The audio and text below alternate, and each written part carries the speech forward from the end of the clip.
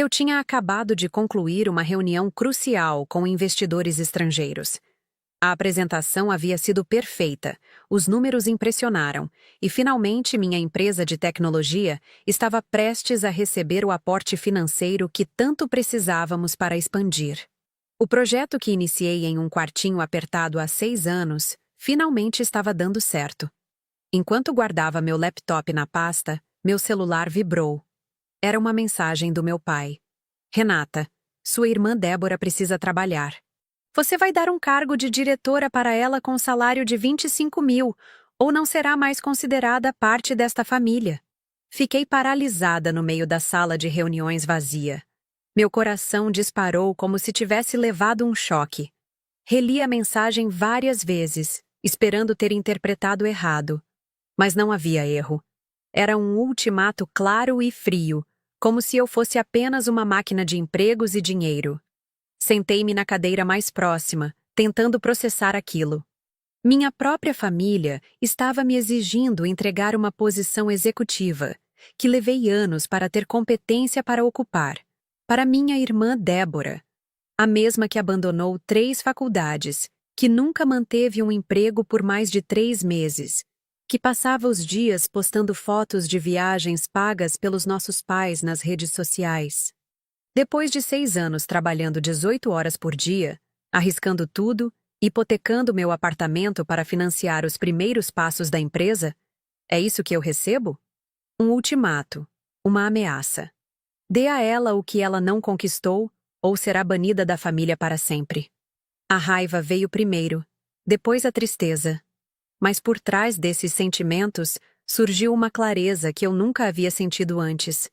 Aquilo não tinha nada a ver com amor familiar. Era sobre controle. E talvez fosse hora de eu retomar as rédeas da minha vida. O brilho alaranjado do pôr do sol entrava pelas grandes janelas de vidro do escritório, criando sombras alongadas no piso de madeira polida. Passei os dedos pelos cabelos, sentindo o peso daquela decisão sobre meus ombros. 6 anos de lutas, noites sem dormir, fins de semana sacrificados, tudo para construir algo do qual eu pudesse me orgulhar. E agora isto. Uma tentativa descarada de transformar meu suor em privilégio para alguém que nunca valorizado o esforço. Levantei-me e caminhei até a janela. Lá embaixo, a cidade pulsava em seu ritmo frenético. Pessoas voltando para casa após mais um dia de trabalho. Quantas delas estavam vivendo algo semelhante? Quantas pessoas tinham seu valor medido não por quem são, mas por quanto podem oferecer? Peguei o celular novamente, meu dedo pairando sobre o teclado. A resposta mais fácil seria ceder, como sempre fiz. Manter a paz. Evitar o conflito. Mas algo dentro de mim se recusava a aceitar aquela situação mais uma vez. Em vez de responder, abri a galeria de fotos e deslizei até encontrar uma imagem que guardava como talismã. A foto do primeiro dia da minha empresa. Apenas eu e 2 desenvolvedoras em uma sala alugada, com computadores usados e muita esperança. Olhei para o meu rosto naquela foto, os olhos brilhando de determinação, o sorriso nervoso, mas confiante. Seria justo trair aquela versão de mim mesma? Com um suspiro profundo, guardei o celular no bolso. Esta noite não responderia. Precisava pensar, analisar, encontrar meu centro. Mas algo já estava claro. Não poderia mais viver nos termos deles. Era hora de estabelecer os meus próprios.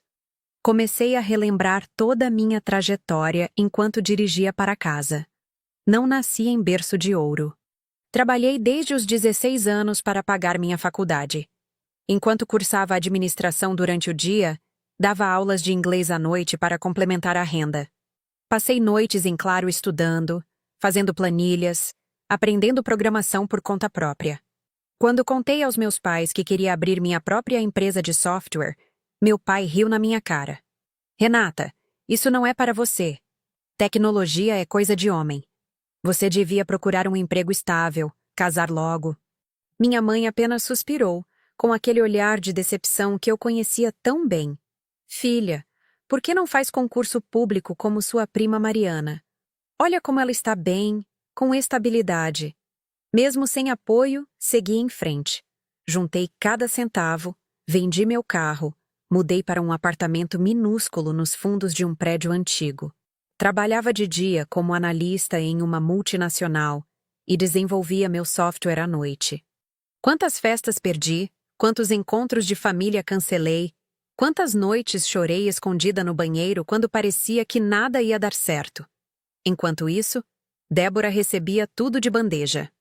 Mensalidades de faculdades caras que ela abandonava depois de 2 meses porque não era sua vocação. Um carro novo quando bateu o antigo dirigindo bêbada. Viagens internacionais para encontrar seu propósito. Os mesmos pais que me disseram que eu estava sonhando alto demais financiavam cada capricho dela.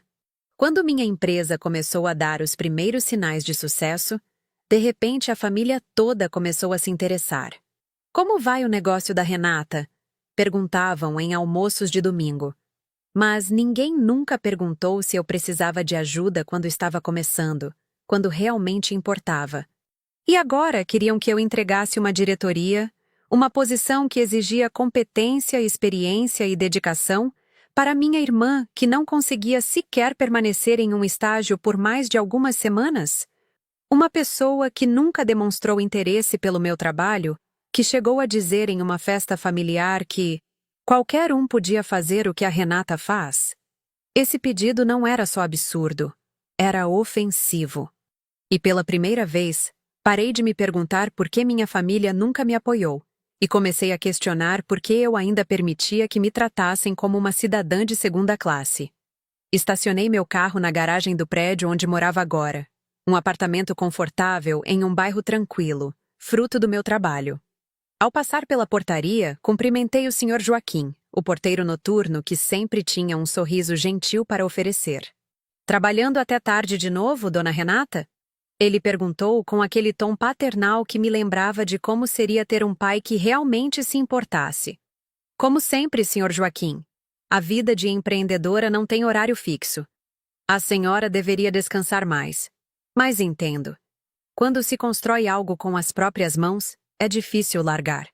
Suas palavras simples tocaram algo profundo dentro de mim. Era exatamente isso.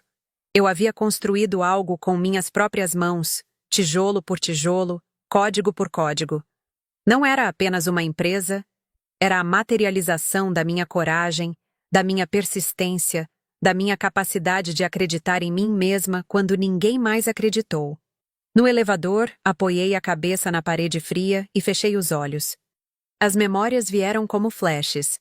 O Natal de 2018, quando cheguei atrasada ao jantar familiar, porque estava finalizando uma atualização crítica do sistema, e fui recebida com olhares de reprovação e comentários sobre prioridades erradas.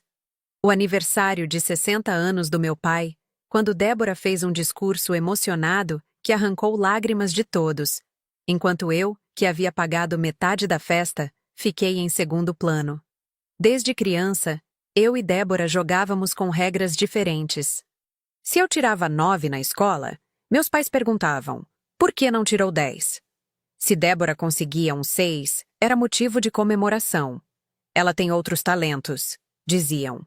Quando fui selecionada para um programa de intercâmbio por mérito acadêmico, meus pais mal fizeram caso. Você vai ficar longe, vai dar trabalho, reclamaram. Quando Débora quis passar 1 ano na Europa, para conhecer a cultura, eles pagaram tudo sem pestanejar. No meu aniversário de 30 anos, depois de fechar um contrato importante, organizei um jantar em casa. Comprei comida boa, arrumei tudo com carinho. Meus pais chegaram 2 horas atrasados porque Débora teve uma emergência de guarda-roupa para uma festa que iria depois. Mal tocaram na comida, ficaram checando o relógio e saíram cedo para buscar minha irmã na tal festa. Entrei no meu apartamento e joguei as chaves sobre o balcão. O silêncio era quase tangível. Em um movimento automático, peguei meu laptop e comecei a verificar e-mails, mas minha mente estava em outro lugar. O ultimato do meu pai estava lá, como uma nuvem escura sobre todos os meus pensamentos. Peguei uma taça e servi um pouco de vinho tinto. Caminhei até a varanda e observei as luzes da cidade. as pessoas em suas casas, em suas vidas, enfrentando seus próprios dilemas. Quantas delas estavam, neste exato momento, tendo que escolher entre o amor da família e o amor próprio? Naquela noite, não consegui dormir. As horas se arrastavam enquanto eu encarava o teto, revivendo cada momento em que engoli minhas necessidades para satisfazer as deles. Cada vez que aceitei ser menos para que Débora pudesse ser mais. E a pergunta que martelava em minha mente era simples, mas devastadora. Isso era realmente amor? Agora esse ultimato não era sobre amor ou sobre família. Era sobre manter o padrão de sempre. Renata trabalha, Débora usufrui. Renata se esforça, Débora recebe os louros.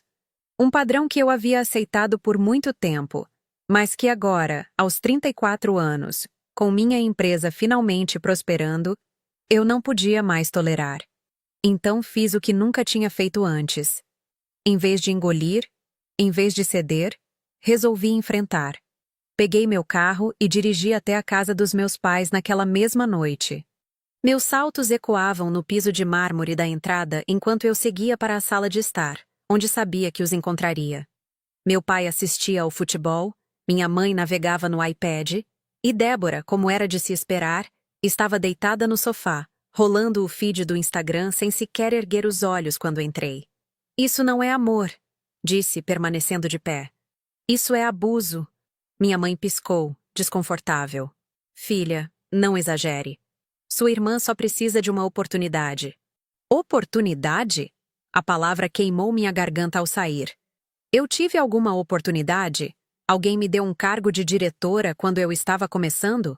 Alguém pagou minhas contas quando eu mal tinha dinheiro para o aluguel? Meu pai franziu a testa, o tom de voz endurecendo. Olha como fala, Renata. Nós somos seus pais. Estamos apenas pedindo que ajude sua irmã. Não, pai.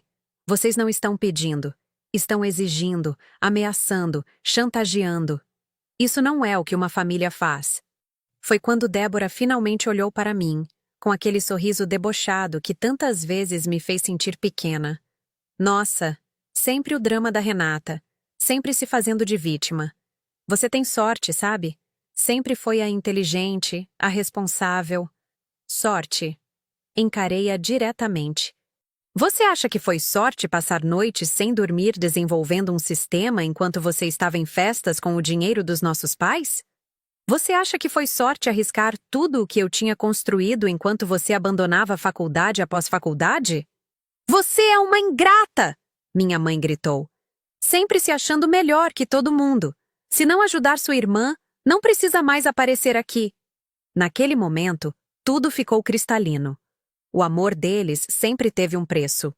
Só existia se eu cedesse, se eu me dobrasse, se eu aceitasse ser menos para que Débora pudesse parecer mais. A sala, antes familiar e aconchegante, parecia agora um campo de batalha. Os objetos decorativos cuidadosamente dispostos, as fotografias de família nas paredes, tudo tinha um ar de falsidade que eu nunca havia notado. Ou talvez tivesse notado, mas escolhido ignorar por todos esses anos. Meu pai desligou a televisão e se levantou, sua figura imponente projetando uma sombra longa sobre o tapete persa. Ele sempre usou sua estatura para intimidar, para encerrar discussões sem realmente resolvê-las. Renata. Sua voz era controlled, calculadamente calma. Você está sendo irracional. Sua irmã está em uma fase difícil e precisa de estabilidade. Não estamos pedindo que ela seja CEO, apenas que tenha uma posição digna, compatível com o sobrenome que carrega. Compatível com o sobrenome? Repeti, incrédula. E o que o nosso sobrenome representa agora, pai? Privilégio sem mérito? Portas abertas sem esforço? Ela é sua irmã. Minha mãe interveio, levantando-se também. Sangue do seu sangue. Como pode ser tão fria, tão calculista? A ironia daquela acusação quase me fez rir. Eu, calculista? Eu que sempre coloquei os sentimentos deles acima dos meus? Que participei de cada charada familiar, de cada evento superficial, apenas para manter a paz? Olhei para Débora, ainda deitada no sofá como se aquilo tudo fosse um espetáculo entediante. Aos 31 anos, minha irmã mais nova continuava a viver como uma adolescente, sem responsabilidades, sem consequências, sem crescimento. Débora, falei diretamente com ela, ignorando meus pais. Você realmente quer trabalhar na minha empresa? Você sequer sabe o que fazemos? Qual é o nosso produto principal, nossa filosofia de negócios, nosso plano de expansão? Alguma vez você demonstrou o mínimo interesse pelo que construí?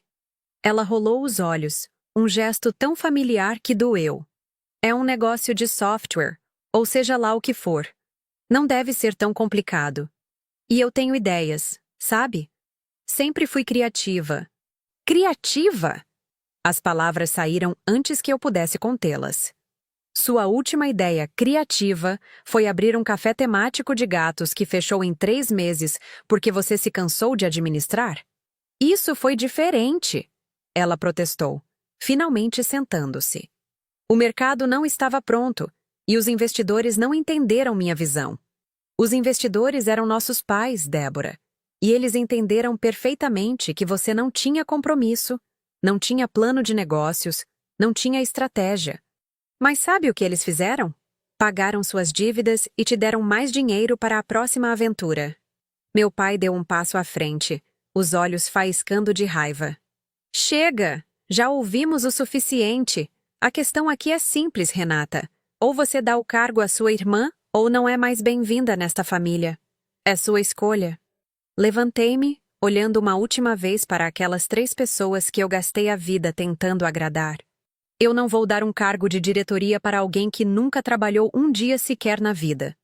Não vou comprometer todo o esforço da minha equipe. Não vou trair a confiança dos meus investidores. Não vou arriscar o futuro da minha empresa para satisfazer este capricho. E se isso significa que não sou mais parte desta família, então seja assim. Minha mãe soltou um soluço dramático, como se eu tivesse acabado de cometer o pior dos pecados.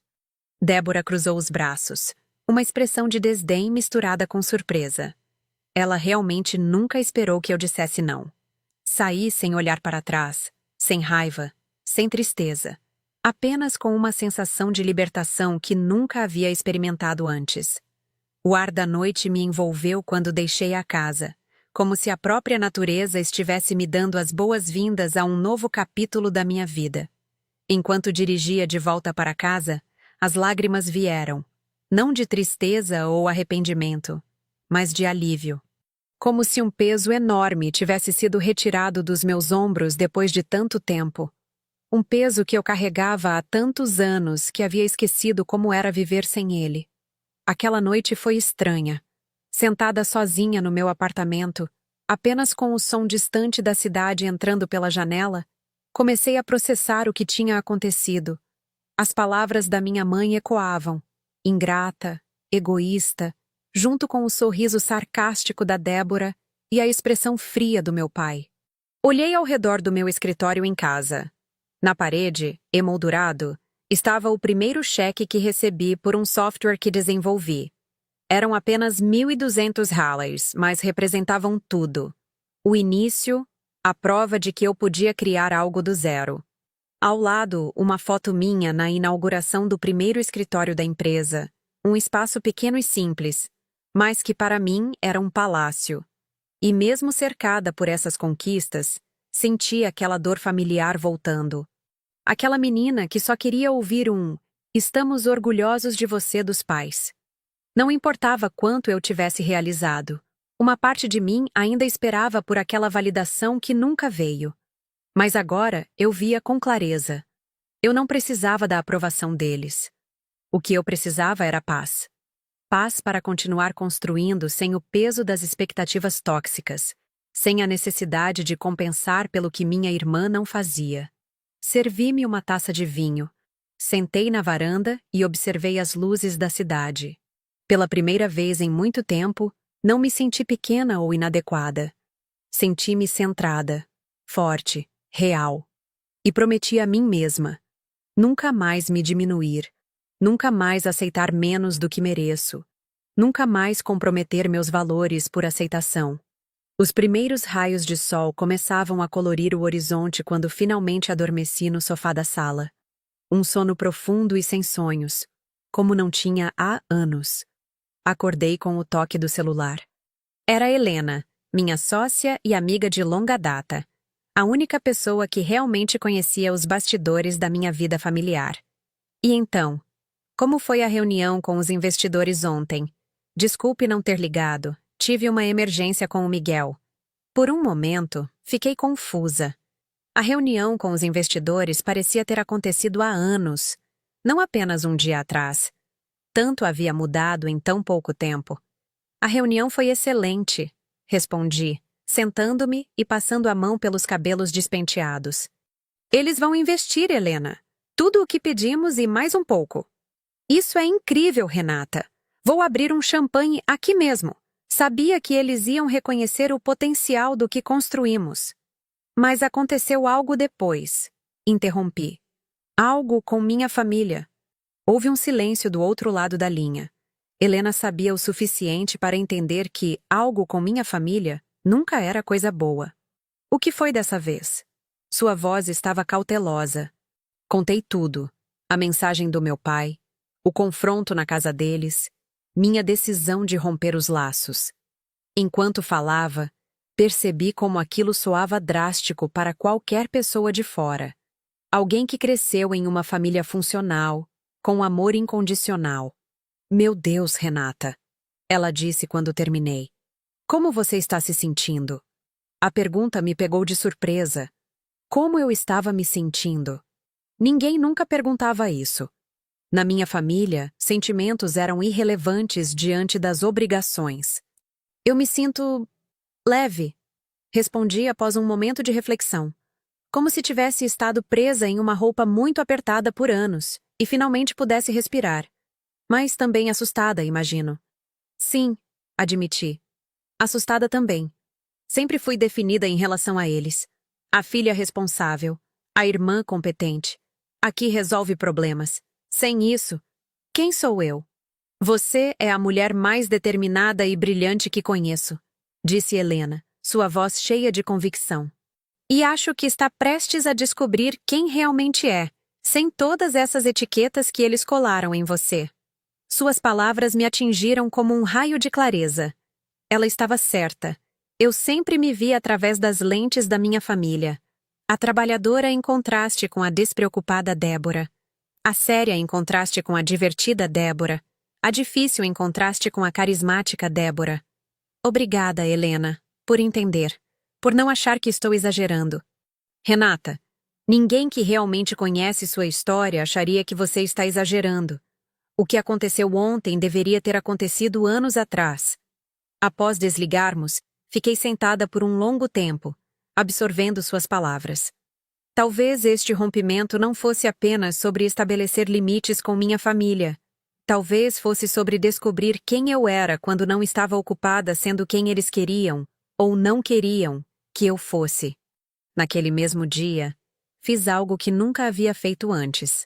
Tirei uma folga. Liguei para o escritório, disse que não iria, e desliguei o celular corporativo. Peguei minha câmera antiga, que há anos estava guardada em uma caixa, e saí para fotografar a cidade. Caminhei sem rumo, capturando imagens de pessoas comuns em suas vidas cotidianas. Um idoso alimentando pombos no parque, crianças brincando em uma fonte, um casal de mãos dadas esperando o metrô.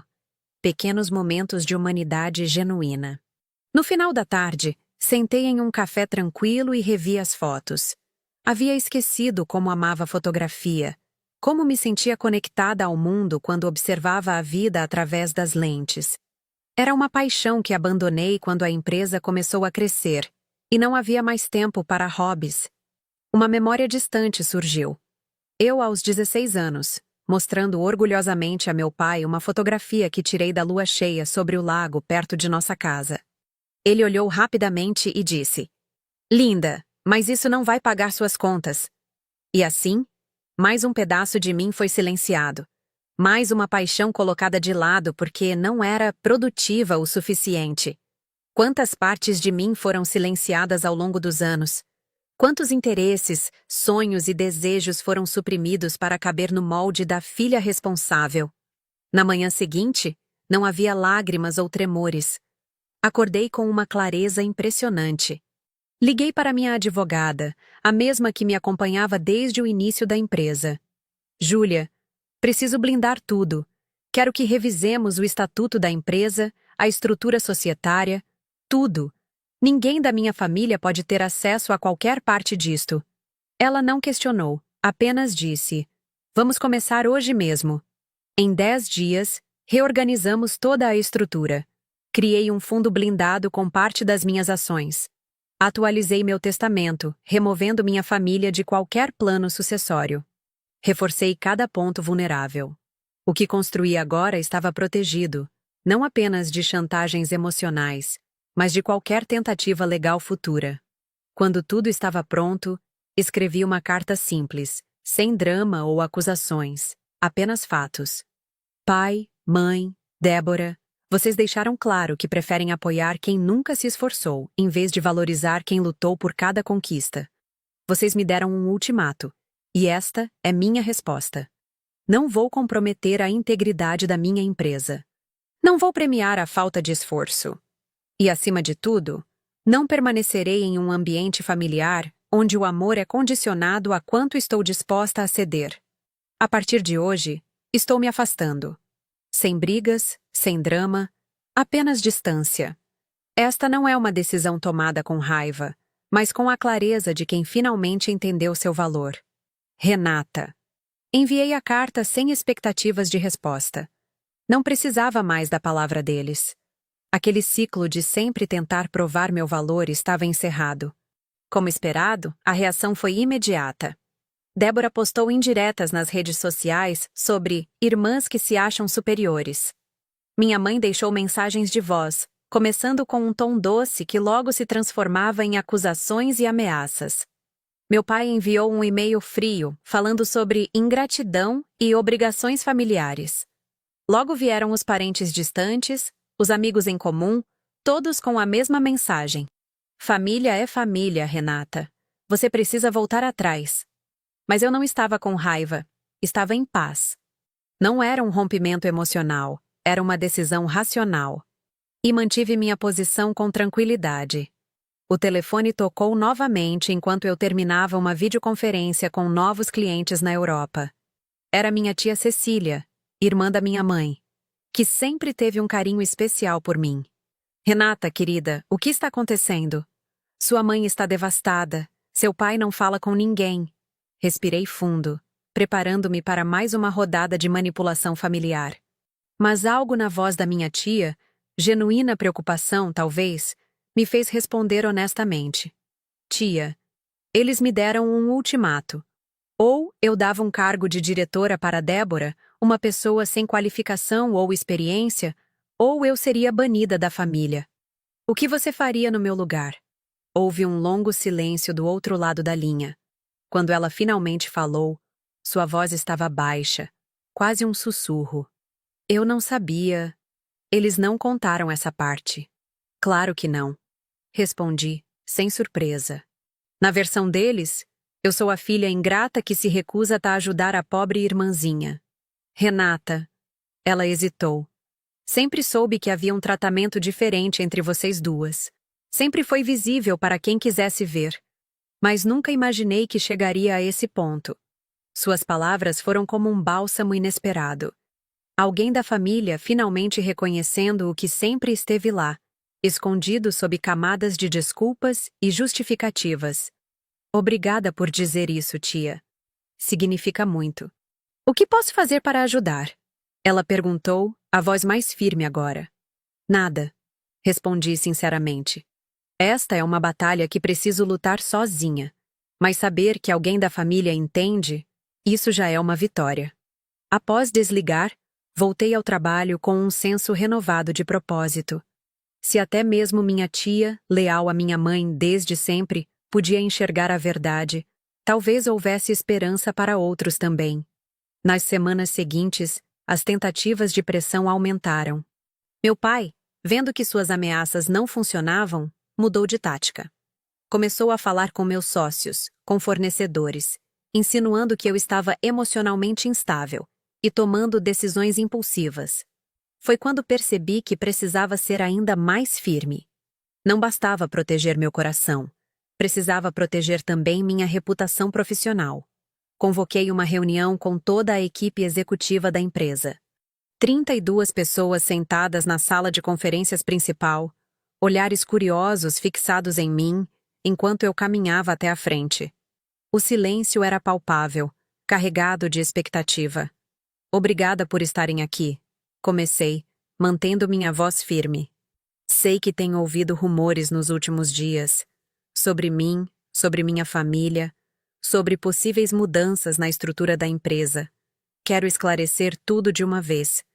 Olhei para cada rosto, pessoas que confiavam em mim, que construíram suas carreiras ao meu lado, que apostaram no meu sonho quando era apenas isso, um sonho. Recebi um ultimato da minha família para colocar minha irmã em um cargo de diretoria, sem qualquer mérito ou qualificação. Me recusei. Isso resultou em um rompimento familiar que, infelizmente, está transcendendo a esfera pessoal. Meu pai tem contatado alguns de vocês, fornecedores, até mesmo clientes, com insinuações sobre minha capacidade de liderar. Pude ver o choque em alguns rostos, a compreensão em outros. Helena, sentada à minha direita, assentiu levemente, me dando força. Quero deixar algo absolutamente claro. Esta empresa foi construída sobre princípios de meritocracia, profissionalismo e excelência. Não comprometeremos esses valores, não hoje, não amanhã, não nunca. A Rentec não será palco de nepotismo ou jogos de poder familiares. Tomei um gole de água observando enquanto minha equipe processava aquela informação.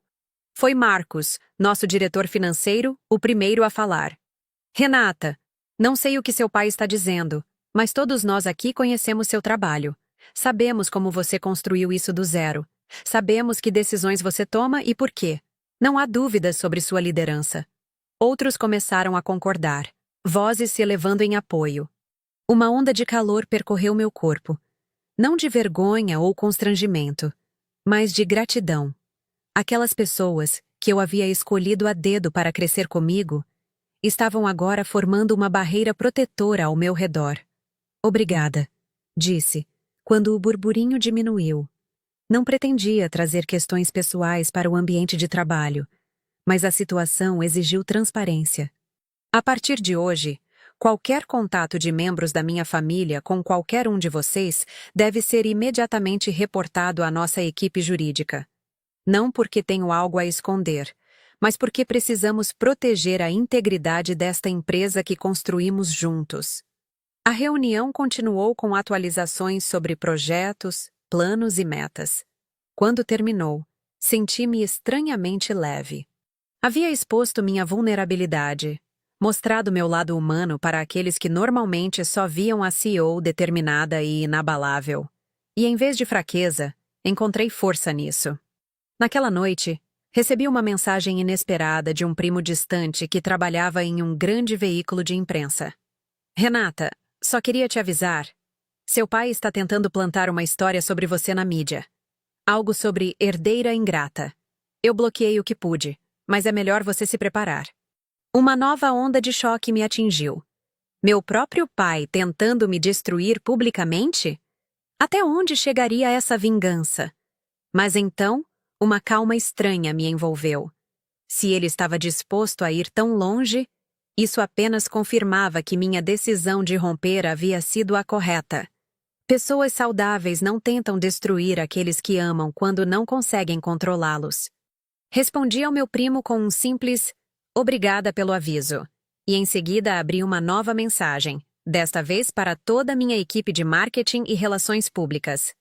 Reunião emergencial amanhã, 8 horas. Precisamos preparar nossa narrativa. Aprendi cedo na vida empresarial que a melhor defesa é uma boa ofensiva. Se minha família queria guerra, eu estaria pronta. Não com armas de destruição, mas com a verdade como escudo e minha integridade como espada. Algumas semanas depois, tirei férias. Viajei sozinha para lugares que sempre quis conhecer. Fiz um curso de fotografia em Paris, caminhei pelas montanhas no Chile, passei uma semana em um retiro de silêncio em Kerala, dormi em hotéis de luxo e em cabanas simples, jantei com estranhos que viraram amigos, ri sem medo de parecer exagerada, chorei sem me sentir culpada. A Paris que encontrei não era a cidade romântica dos cartões postais. Era algo mais profundo. Uma metrópole que respirava a arte em cada esquina, que guardava histórias de revolução e resistência sob sua superfície elegante. Exatamente como eu, aparentemente polida e bem-sucedida por fora, mas carregando batalhas invisíveis que moldaram quem eu era. No curso de fotografia, conheci Jean-Pierre, um homem de 70 anos com olhos perspicazes que parecia ver através de todas as minhas camadas. Você fotografa como quem busca algo, ele comentou, analisando uma das minhas fotos. Uma mulher idosa sentada sozinha em um café, refletida na janela embaçada. Não está registrando o momento, está questionando-o. Suas palavras me atingiram com uma precisão desconcertante. Eu estava de fato questionando tudo. Minha identidade, meu passado, meu futuro. Cada foto que tirava era uma pergunta silenciosa. Quem sou eu sem as expectativas dos outros? Quem quero ser agora? Nas montanhas do Chile, enfrentei o silêncio como nunca antes. Acostumada ao barulho constante da cidade, das reuniões, das negociações, de repente me vi sozinha com meus pensamentos. O vento cortante nas alturas dos Andes parecia limpar não apenas meus pulmões, mas também minha alma. Foi durante uma caminhada particularmente difícil, quando meus músculos protestavam e minha respiração queimava, que tive uma epifania.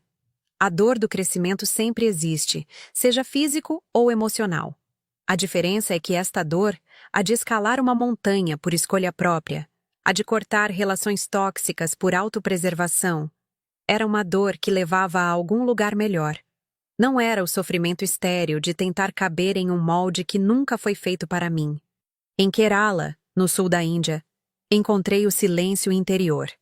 O retiro de meditação, recomendado por uma empresária que conheci em uma conferência anos antes, parecia absurdamente indulgente para alguém como eu. 7 dias sem falar, sem tecnologia, apenas existindo no momento presente. No segundo dia, tive uma crise de ansiedade tão forte que quase desisti. Minha mente, acostumada a resolver problemas constantemente, a planejar, a antecipar ameaças, entrou em parafuso com o vazio.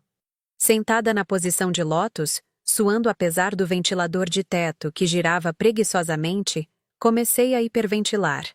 Uma das instrutoras, uma mulher indiana de meia-idade com um sorriso gentil, sentou-se silenciosamente ao meu lado e simplesmente segurou minha mão.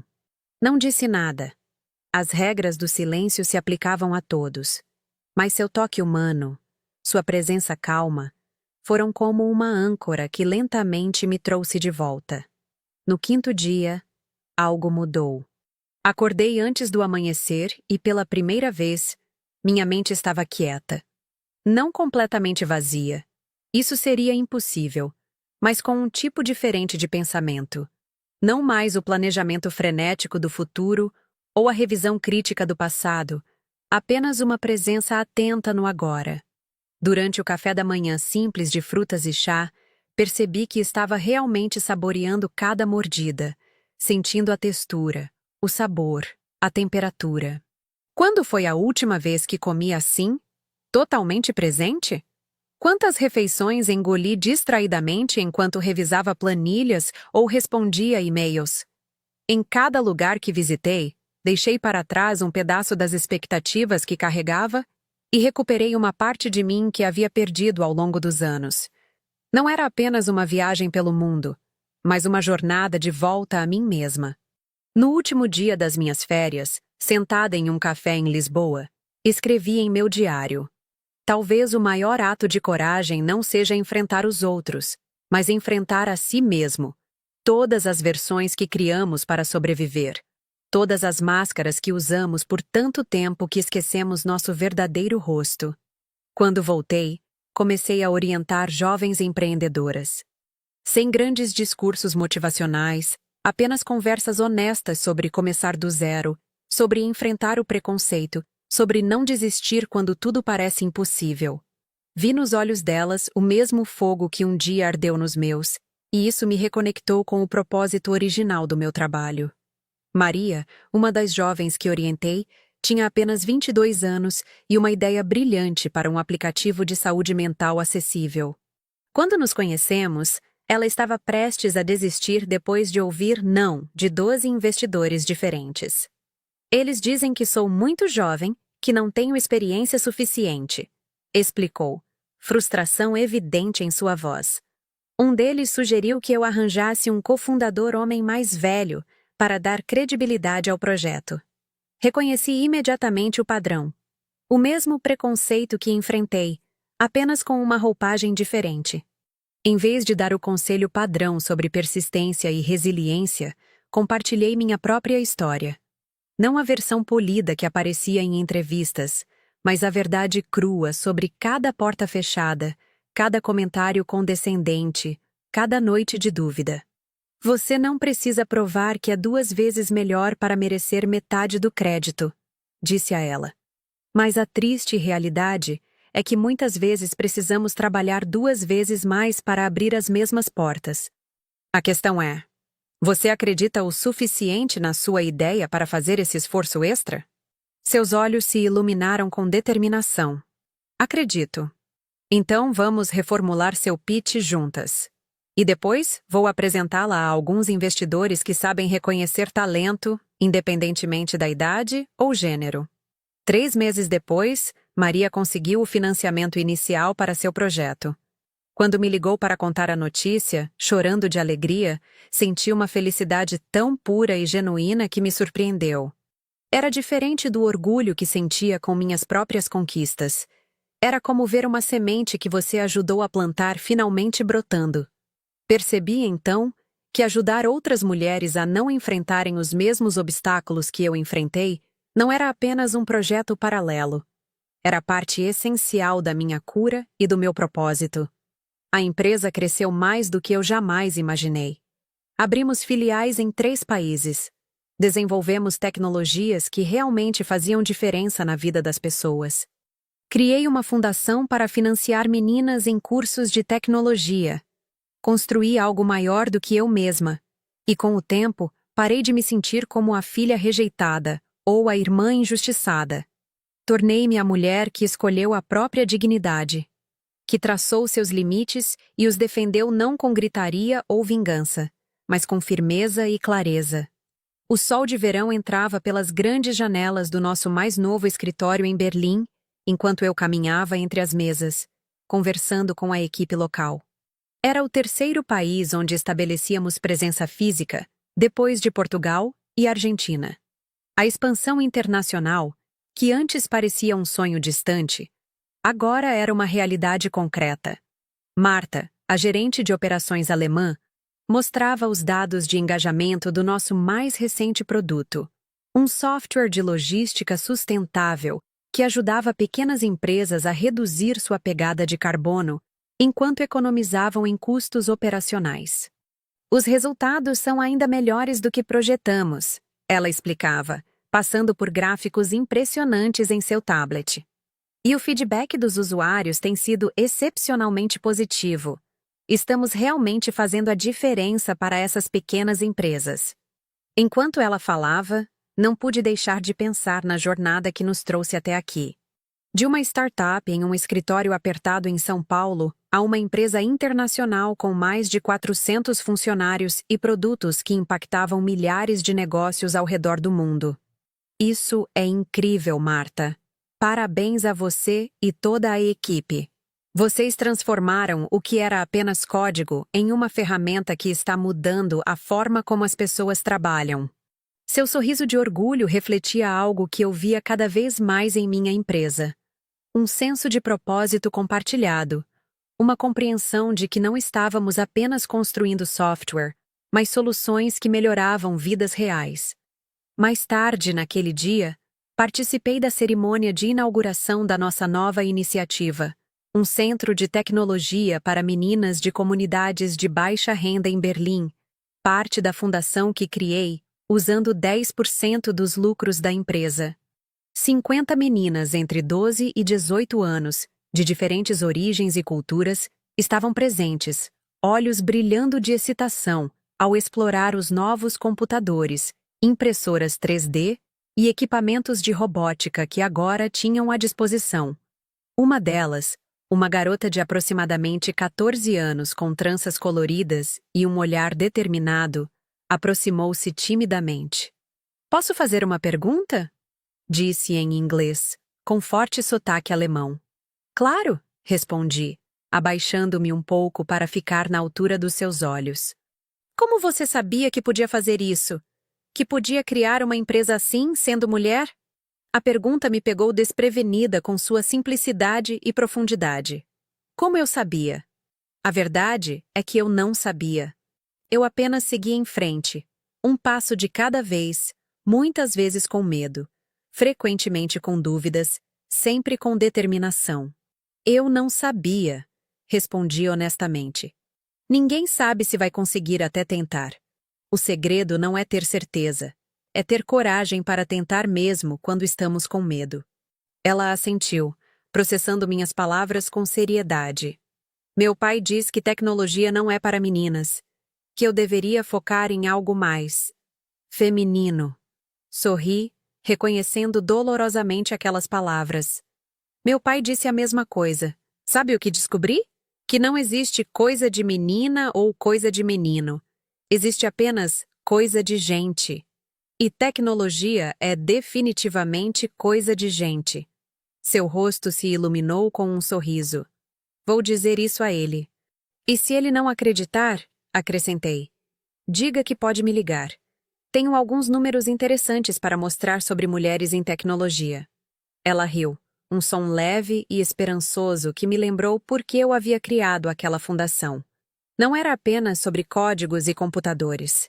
Era sobre quebrar ciclos, abrir portas, plantar sementes que cresceriam muito depois que eu não estivesse mais ali.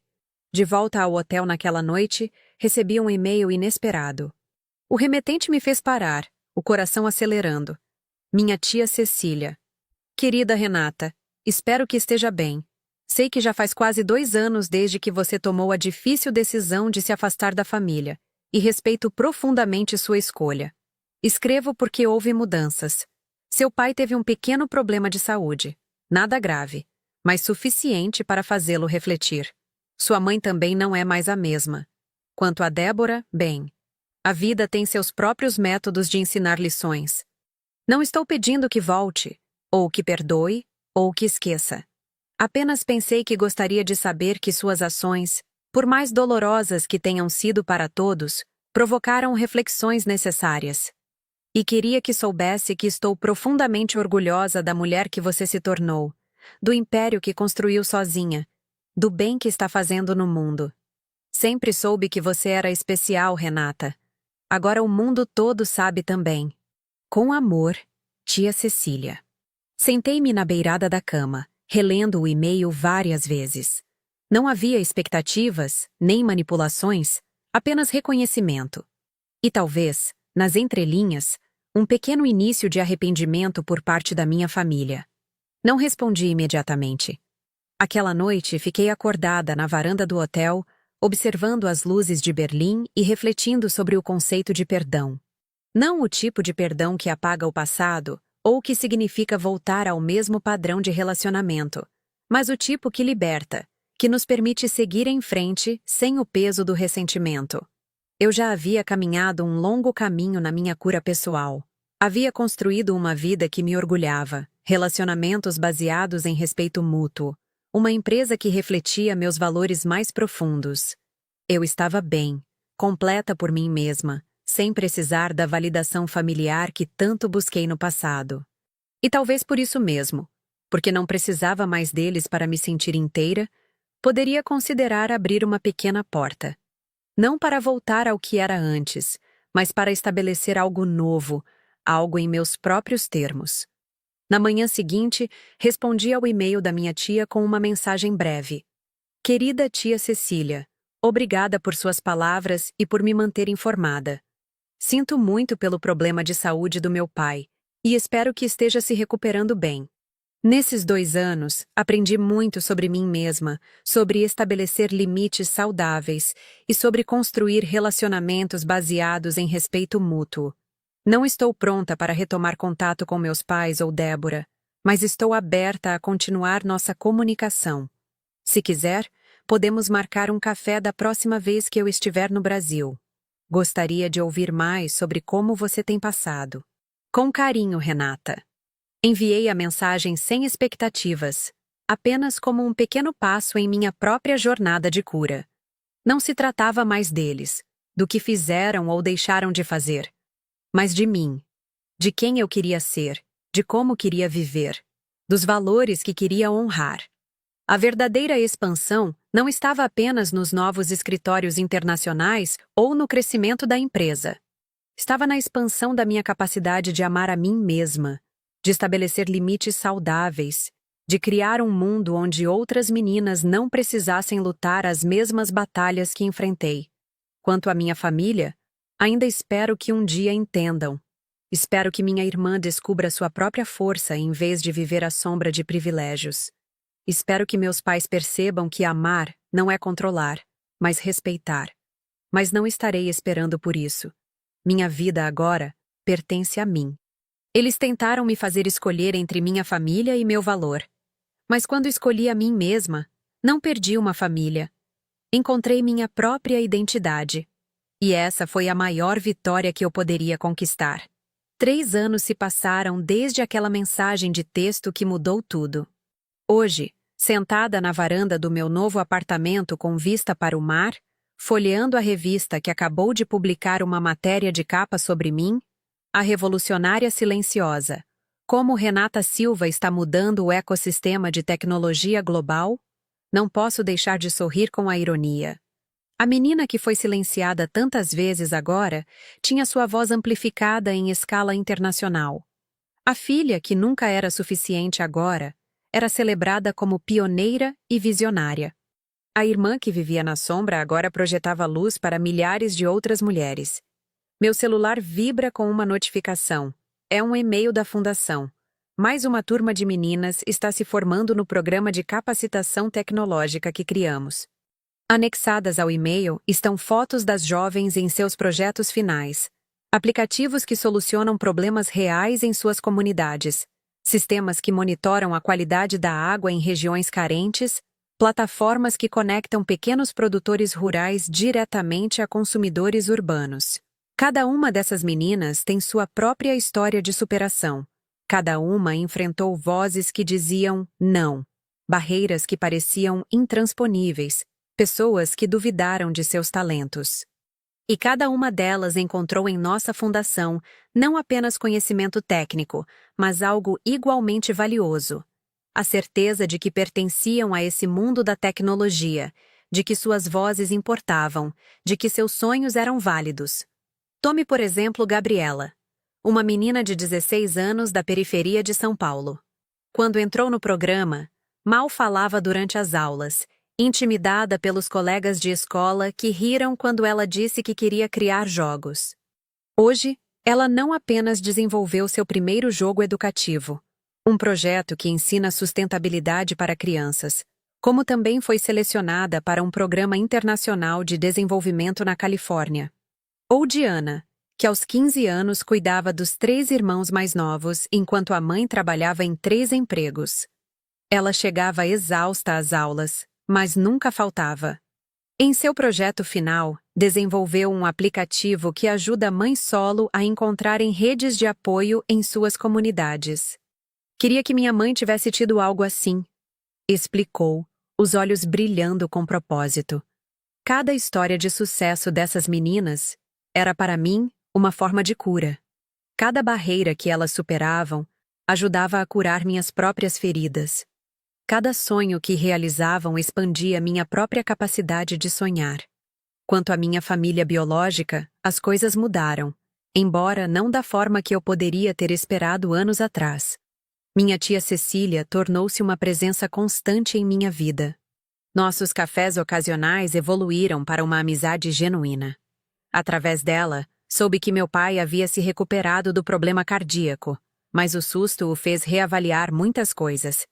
Minha mãe, segundo minha tia, passava mais tempo em trabalhos voluntários do que nos círculos sociais que antes dominavam sua vida. E Débora? Bem, Débora havia finalmente encontrado seu caminho.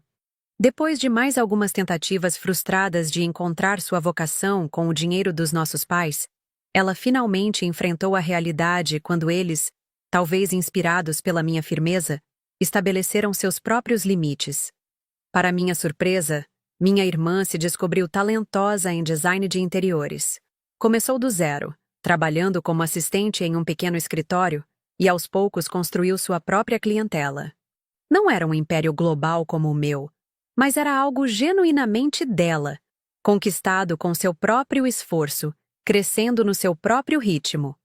Soube por minha tia que Débora havia dito recentemente, durante um almoço familiar: "Acho que finalmente entendo por que a Renata estava tão obcecada com independência. Há algo realmente poderoso em criar algo que é totalmente seu." Aquelas palavras, mesmo indiretas, mesmo chegando a mim através de outra pessoa, tocaram algo profundo.